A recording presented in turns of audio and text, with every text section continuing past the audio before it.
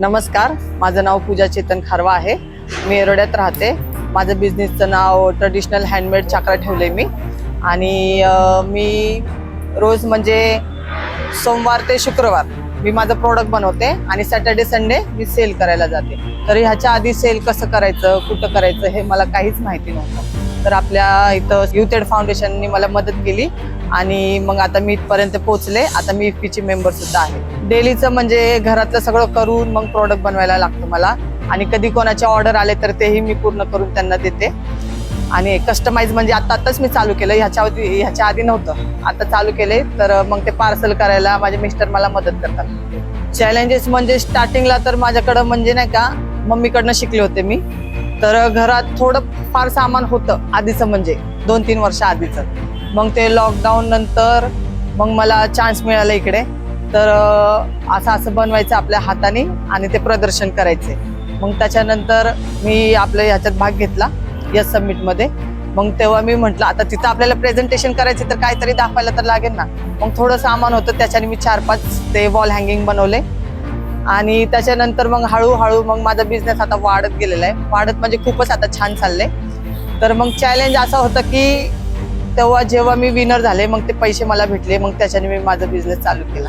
म्हणजे जे मला सगळी कमी होती, सामान आणायचं, परत कोणाची मदत घ्यायची, ते सगळं माझं चांगलं झालं. आणि मशीन नव्हती बघा मेन म्हणजे माझ्याकडं, मग मी तेही घेतली.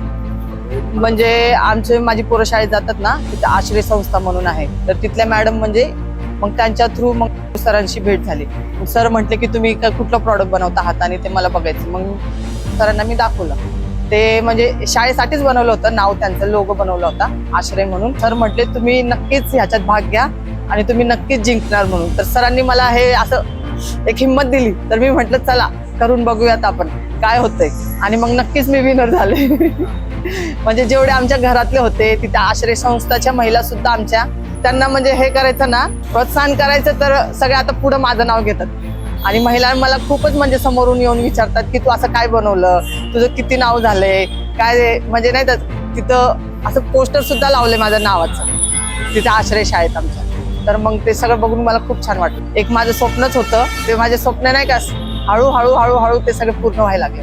असं म्हणजे युथ एड फाउंडेशननी फक्त असं नाही की यस समिट तुम्ही विनर झाले, जिंकले, झालं एवढंच नाही. त्यांनी पुढे पण आम्हाला सपोर्ट केला.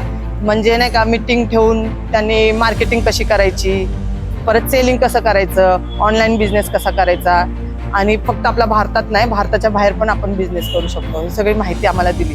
आणि आपण पैसे बचत कसं करू शकतो, परत आपण मार्केटिंग करून समोरच्याशी कसं बोलायचं, कसा बिझनेस करायचा, बॉडी लँग्वेज कशी ठेवायची, ते सगळं आम्हाला मीटिंगमध्ये शिकवलं. म्हणजे नाही का ते सगळंच करून टाकतात आमच्यासाठी. तर म्हणजे आमच्याकडं म्हणजे काही शब्दच नसतो की अजून आम्हाला काय पाहिजे म्हणून. आणि म्हणजे नेहमी स्टॉल असतात तर मग बोलवतात ते आम्हाला. आणि चांगला बिझनेस होता आमचा. आणि मग एवढे सारे जजेस बसले होते, एकदम कॅमेरा बिमेरा ते सगळं बघूनच मी घाबरले. तरी मी म्हटलं घाबरायचं नाहीये. आणि ते मॅडम जजेस खूप चांगले होते. तर मग प्रेझेंटेशन केलं मी आणि त्यांना खूप आवडलं. तर ह्याच्यानंतर मला म्हणजे सगळ्यांना बघूनच असं वाटत होतं की मी ह्यांच्यासमोर काहीच नाहीये, माझ्यापेक्षा भारी भारी सगळ्यांचे प्रॉडक्ट आहेत आणि एवढे म्हणजे शिकलेली लोक आहेत. माझं काही शिक्षण एवढं झालेलं नाहीये, म्हणून ते जरा बघून मला भीतीच वाटली होती. मग त्याच्यानंतर मग झालं सगळं खूप छान झालं. एकदम मेथी सरांनी माझं नाव घेतलं ना स्टेजवर, ती म्हणजे माझ्या आयुष्यात पहिली वेळ होती की माझं नाव एवढं मोठं माणूस घेते आणि ते पण स्टेजवर मी जाते. माझ्या आधी तर माझा छोटा मुलगा होता, तोच पळत गेला वरती. आणि त्या मॅडमनी माझं ते मेडल होतं ते त्याला घातलं होतं गळ्यात. सुरुवातीला म्हणजे कसं फक्त मी कधीच म्हणजे मी तर असं तर बंदच केलं होतं. मग परत इथं जॉईन झाल्यानंतर मग ती सुरुवात परत झाली. म्हणजे सॅटर्डे संडेला 1-2-3 कधी तरी नाही पण विकायचं असं व्हायचं. आणि आता माझा खूप छान बिझनेस होतो. आणि तिथं पण मी लावते, एवढं जास्त नाही लावत कारण ते रोडवर लावतो तर ते खराब पण होतो माल, म्हणून थोडं लावते आपलं. त्यांच्या टेबलनुसार ऑर्डर देतात, त्यांच्या भिंतीनुसार ऑर्डर देतात, मग ते बनवून मी त्यांना देते. हा, मग त्यांना मी साईज वगैरे विचारते, मग ते मला साईज वगैरे टाकतात, एवढं उंचीला पाहिजे, एवढं रुंदीला पाहिजे. जास्त करून तर मी व्हॉट्सअपलाच टाकते. आणि जिथं आम्ही स्टॉल लावायला जातो मग त्यांच्याकडनं आम्ही त्यांचे नंबर वगैरे घेतो, त्यांचे सिग्नेचर वगैरे घेतो. त्यांना आम्ही म्हणतो की नाही का तुम्ही फीडबॅक द्या म्हणून, आमचं प्रॉडक्ट तुम्हाला कसं वाटलं, की आम्ही नवीन बनवलं तर परत ते आम्ही व्हॉट्सअपला टाकू. तुम्हाला जर डिझाईन आवडली तर तुमच्या मैत्रिणीला सांगा, कोण तुमचे रिलेटिव्ह असेल त्यांना सांगा. मग असं बिझनेस आता वाढत चांगलं वाढलं गेलं. आपलं गणपतीत, परत नवरात्रीत आणि दिवाळीत खूप जास्त होतं. कारण तेव्हा घर साफ करतात लोक, डेकोरेशन करतात घरात, मग ते डेकोरेशनसाठी मग घेऊन जातात. आणि ते हे आपलं वॉल हँगिंग वगैरे कसं असतं ते आपण काचेखालीच लावतो, ते आपण धुवत वगैरे नाही. कोणी धुतलं तरी ते ड्रायक्लिंग करतात.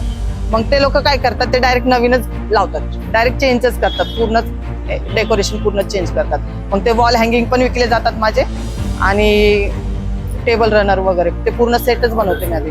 फी मेंबर झाल्याबद्दल मला स्टार्टिंगला तर असं वाटायचं की आपण महिन्याला 5,000 पण कमवतो का नाही काय माहिती, पण आता 2 वर्षात तर झाले माझं 5 लाखापर्यंत. तर म्हणजे बँकेत येतात जातात कळून नव्हतं आलं. मग नंतर मी म्हटलं आपण इफ्फीचे मेंबर बनू शकतो का नाही, ह्याच्यामुळं मी आपलं ट्रान्झॅक्शन हे केलं, काय म्हणतात त्याला, बँकेत जाऊन हे काढतो आपण.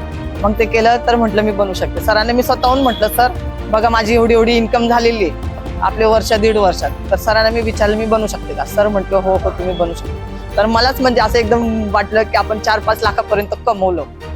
तर अजून पण आता इफ्फीचे मेंबर झाल्यामुळं अजून त्याच्यापेक्षा जास्त होईल असं मला वाटतं.